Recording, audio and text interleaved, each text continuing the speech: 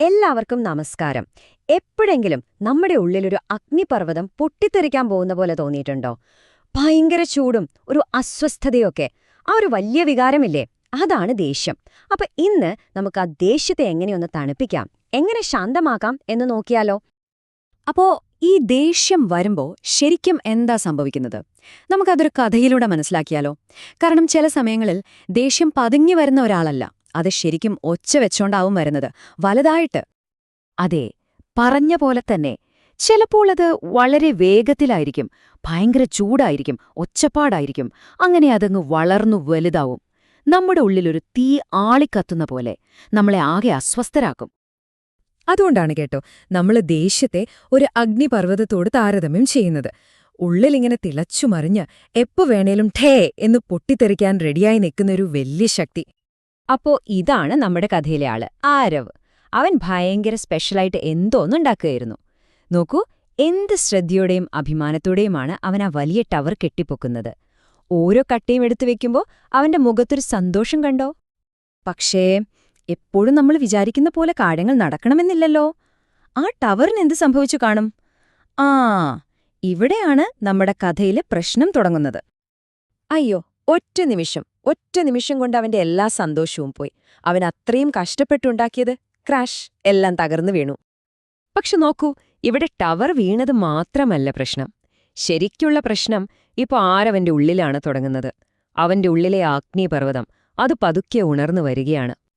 നിങ്ങൾ ശ്രദ്ധിച്ചിട്ടുണ്ടോ, നമുക്ക് ദേഷ്യം വരുമ്പോ നമ്മുടെ ശരീരത്തിലും ചില മാറ്റങ്ങളൊക്കെ വരുന്നത്?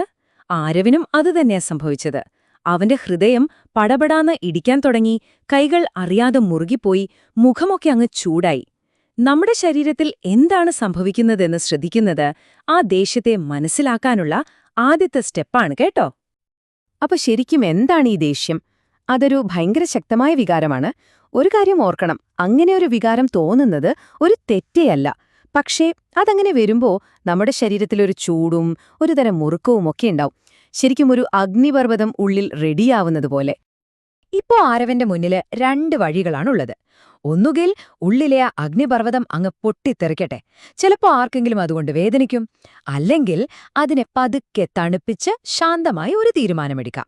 ഇതിലേതായിരിക്കും ശരിയായ വഴി? നിങ്ങൾക്കെന്തു തോന്നുന്നു? ആരവ് എന്ത് ചെയ്യണമെന്നറിയാതെ ഇങ്ങനെ നിൽക്കുമ്പോഴാണ് അതാ വരുന്ന ഒരു സഹായി, നമ്മുടെ ഫീലിംഗ് ബേർഡ്. ആ കിളി ആരവന് വളരെ പ്രധാനപ്പെട്ട ഒരു കാര്യം പറഞ്ഞുകൊടുത്തു. എന്താണെന്നോ? ആരവ്, ഒന്ന് നിൽക്കൂ. ദേഷ്യം വരുന്നത് മോശം കാര്യമല്ല, പക്ഷെ ആ ദേഷ്യത്തിൽ പൊട്ടിത്തെറിക്കുന്നത് മോശമാണ്. അപ്പൊ ശരി, ഉള്ളിലെ ഈ അഗ്നിപർവ്വതത്തെ എങ്ങനെയാണ് നമ്മളൊന്ന് കൂളാക്കുക? ഫീലിംഗ് ബേർഡ് അതിന് വളരെ എളുപ്പമുള്ള 3 വഴികൾ പറഞ്ഞുകൊടുക്കാൻ പോവാട്. ഇതാണ് ആ കൂളിംഗ് പ്ലാൻ. വെറും 3 സ്റ്റെപ്പുകൾ. സ്റ്റെപ്പ് 1, ശ്വാസമെടുക്കുക. അത് നമ്മുടെ ശരീരത്തെ റിലാക്സ് ചെയ്യാൻ സഹായിക്കും. സ്റ്റെപ്പ് 2, എണ്ണുക. അത് നമുക്ക് കുറച്ച് സമയം തരും. സ്റ്റെപ്പ് 3, ചിന്തിക്കുക, ശരിയായ തീരുമാനമെടുക്കാൻ. ഓക്കെ, അപ്പൊ നമുക്ക് ഓരോന്നായിട്ട് നോക്കാം. ഓക്കെ, റെഡിയല്ലേ? നമുക്ക് ഒരുമിച്ച് ഇതൊന്ന് ചെയ്തു നോക്കാം. ആദ്യം നല്ല ആഴത്തിലൊന്ന് ശ്വാസം ഉള്ളിലേക്കെടുക്കൂ. 1, 2, 3. ഇനി പതുക്കെ ശ്വാസം പുറത്തേക്ക് വിടാം. 1, 2, 3. കണ്ടോ, ഇങ്ങനെ ചെയ്യുമ്പോൾ തന്നെ നമുക്കൊരാശ്വാസം കിട്ടും. അടുത്ത സ്റ്റെപ്പ്, പതുക്കെ 10 വരെ എണ്ണുക. തിരക്കൊന്നും വേണ്ട. ഓരോ നമ്പർ പറയുമ്പോഴും നിങ്ങളുടെ ഉള്ളിലെ ആ ചൂട് കുറഞ്ഞു വരുന്നതായി ഒന്ന് സങ്കൽപ്പിക്കൂ. 1, 2, 3, അങ്ങനെ പതുക്കെ 10 വരെ. ഇനി 3ാമത്തെ സ്റ്റെപ്പ്. ഇത് വളരെ പ്രധാനപ്പെട്ടതാണ്. സ്വയം ഒന്ന് ചോദിക്കുക, ഈ ഒരു സാഹചര്യത്തിൽ എനിക്ക് ചെയ്യാൻ പറ്റുന്ന ഏറ്റവും ശാന്തമായ കാര്യം എന്താണ്? വെറുതെ പൊട്ടിത്തെറിക്കുന്നതിനു പകരം വേറെ എന്ത് ചെയ്യാൻ പറ്റും? അപ്പോ ആരവ് ഈ 3 വഴികളും ഉപയോഗിച്ചു. എന്നിട്ടെന്ത് സംഭവിച്ചു എന്ന് നോക്കിയേ. നേരത്തെ ദേഷ്യം ആരവിനെയാണ് കൺട്രോൾ ചെയ്തിരുന്നത്, അല്ലേ? ഇപ്പൊ നേരെ തിരിച്ചായി. ആരവ് അവന്റെ ദേഷ്യത്തെ കൺട്രോൾ ചെയ്യാൻ തുടങ്ങി. അവൻ ആദ്യം തന്നെ അവന്റെ വികാരത്തെ തിരിച്ചറിഞ്ഞു. അവനവനോട് തന്നെ പറഞ്ഞു, എനിക്ക് ദേഷ്യമുണ്ട്. എന്തിനാണ് ദേഷ്യമെന്നും അവൻ മനസ്സിലാക്കി. കാരണം എന്റെ ടവർ വീണുപോയി. പിന്നെ ഏറ്റവും പ്രധാനപ്പെട്ട കാര്യം, അവനൊരു തീരുമാനമെടുത്തു. പക്ഷേ എനിക്ക് ആരെയും വേദനിപ്പിക്കേണ്ട. അങ്ങനെ ദേഷ്യം വന്ന് സാധനങ്ങളൊക്കെ വലിച്ചെറിയുന്നതിനു പകരം ആരവ് പുതിയ ശാന്തമായ ഒരു തീരുമാനമെടുത്തു. ഞാൻ ഒന്നുകൂടി ഉണ്ടാക്കാൻ ശ്രമിക്കും. എങ്ങനെയുണ്ട്? അതൊരു നല്ല തീരുമാനമല്ലേ? അപ്പോ ആരവ് പഠിച്ച ഈ കാര്യങ്ങൾ നിങ്ങൾക്കും ഉപയോഗിക്കാൻ പറ്റുന്നതാണ്. അടുത്ത തവണ നിങ്ങൾക്ക് ഒരുപാട് ദേഷ്യം വരുമ്പോൾ നിങ്ങളുടെ ഉള്ളിലെ ആ അഗ്നിപർവ്വതത്തെക്കുറിച്ച് ഓർക്കുക. അതിനെ തണുപ്പിക്കാൻ നിങ്ങൾക്കും പറ്റും. ഈ കഥയിലെ ഏറ്റവും പ്രധാനപ്പെട്ട ആശയം എന്താണെന്ന് വെച്ചാൽ ഇതാണ്: ദേഷ്യം തോന്നുന്നത് ഓക്കെയാണ്, അതൊരു സാധാരണ വികാരമാണ്. പക്ഷേ ആ ദേഷ്യം കാരണം മറ്റൊരാളെ വേദനിപ്പിക്കുന്നത് അത് ശരിയല്ല. അപ്പോ ഓർക്കാൻ എളുപ്പമുള്ള ഈ 3 കാര്യങ്ങൾ മറക്കരുത് കേട്ടോ. ദേഷ്യം വരുമ്പോൾ ആദ്യം ഒന്ന് ബ്രീത്ത് ചെയ്യുക, പിന്നെ പതുക്കെ എണ്ണുക, എന്നിട്ട് ഏറ്റവും നല്ല വഴിയെക്കുറിച്ച് ചിന്തിക്കുക.